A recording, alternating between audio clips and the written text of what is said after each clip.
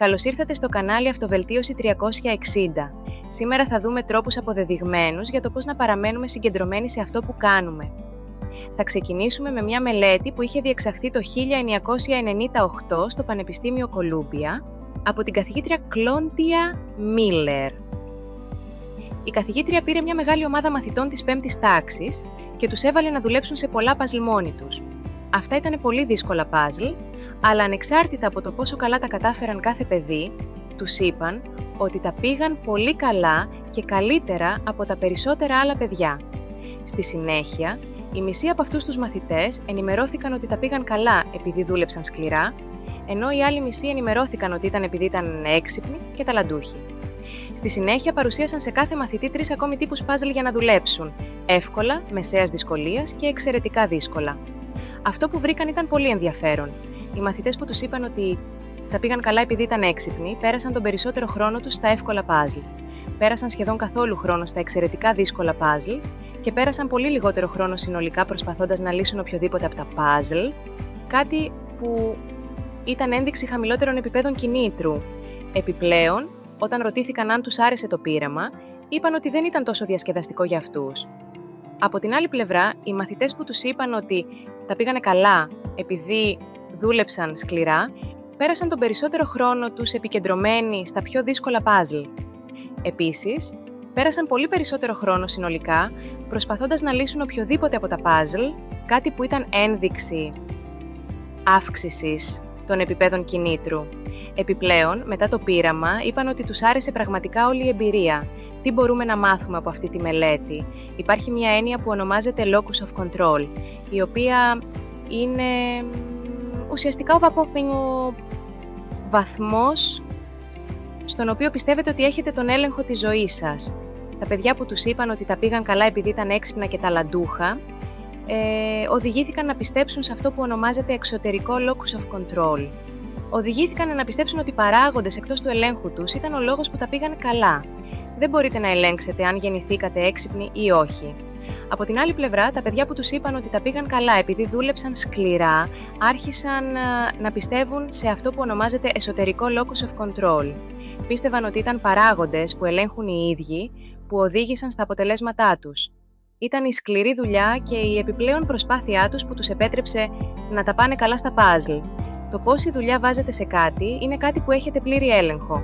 Μελέτες για το locus of control όπως αυτή έχουν βρει ξανά και ξανά ότι το να έχεις ένα εσωτερικό locus of control είναι το κλειδί για να παραμείνεις κινητοποιημένος. Πρέπει να αισθάνεστε ότι έχετε τον έλεγχο της ζωής σας και ότι είστε υπεύθυνοι για τα πράγματα που σας συμβαίνουν, αν θέλετε να αισθάνεστε κινητοποιημένοι όλη την ώρα. Η έρευνα έχει δείξει σταθερά ότι τα άτομα με εσωτερικό locus of control είναι πιο πιθανό να επιδεικνύουν υψηλότερα επίπεδα κινήτρου και επιμονής μπροστά στις προκλήσεις. Αυτό συμβαίνει επειδή πιστεύουν ότι οι ενέργειές τους επηρεάζουν άμεσα τα αποτελέσματά τους. Για παράδειγμα, μια μελέτη που δημοσιεύτηκε στο Journal of Personality and Social Psychology διαπίστωσε ότι τα άτομα με εσωτερικό locus of control είναι πιο προληπτικά στην αναζήτηση λύσεων σε προβλήματα και είναι πιο ανθεκτικά στην αντιμετώπιση εμποδίων. Επιπλέον, μια άλλη μελέτη που επισημάνθηκε στο Very Well Mind τόνισε ότι ένα εσωτερικό locus of control συνδέεται με καλύτερη διαχείριση του άγχους και συνολική ψυχολογική ευεξία, επειδή τα άτομα αισθάνονται ενδυναμωμένα να αλλάξουν τις συνθήκες τους. Στο πλαίσιο της εκπαίδευσης και της προσωπικής ανάπτυξης, η ενίσχυση ενός εσωτερικού locus of control μπορεί να οδηγήσει σε καλύτερη ακαδημαϊκή απόδοση και μεγαλύτερη ικανοποίηση από τη ζωή. Έρευνα που παρουσιάστηκε στο National Center for Biotechnology Information έδειξε ότι οι μαθητές με εσωτερικό locus of control είναι πιο πιθανό να συμμετέχουν σε βαθιές στρατηγικές μάθησης και να επιδεικνύουν υψηλότερη ακαδημαϊκή επίδοση.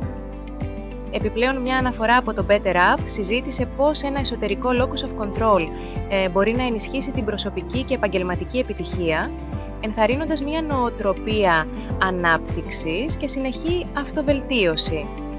Όταν νιώθεις ότι τίποτα από αυτά που κάνεις δεν έχει σημασία, σταματάς να δουλεύεις, σταματάς να προσπαθείς. Ποιο είναι το νόημα του να προσπαθείς όταν ο κόσμος συνομωτεί εναντίον σου? Σωστά. Πώς, λοιπόν, υιοθετούμε έναν εσωτερικό locus of control, ώστε να αρχίσουμε να νιώθουμε κίνητρο όλη την ώρα. Βρήκαν ότι ο καλύτερος τρόπος για να το κάνουμε αυτό είναι απλά να λύνουμε προβλήματα στη ζωή μας και μετά να αφιερώνουμε λίγο χρόνο για να εκτιμήσουμε το γεγονός ότι ήταν οι δικές μας ενέργειες που έλυσαν αυτό το πρόβλημα. Θα σας δώσω ένα παράδειγμα για να γίνουν τα πράγματα πιο ξεκάθαρα. Ας πούμε ότι είστε κάποιος που δυσκολεύεται να κοιμηθεί.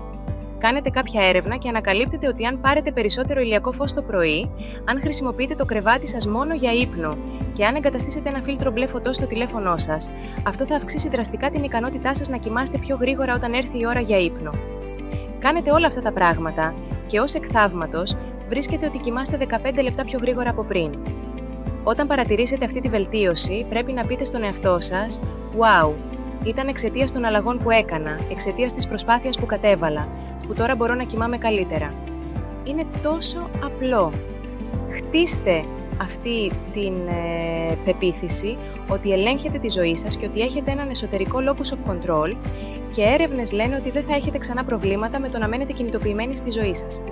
Σας ευχαριστούμε πολύ που παρακολουθήσατε το κανάλι Αυτοβελτίωση 360. Αν σας άρεσε αυτό το βίντεο, μην ξεχάσετε να κάνετε like και subscribe για περισσότερες συμβουλές και μελέτες για την αυτοβελτίωση. Μέχρι την επόμενη φορά, να είστε καλά και να συνεχίζετε να βελτιώνεστε.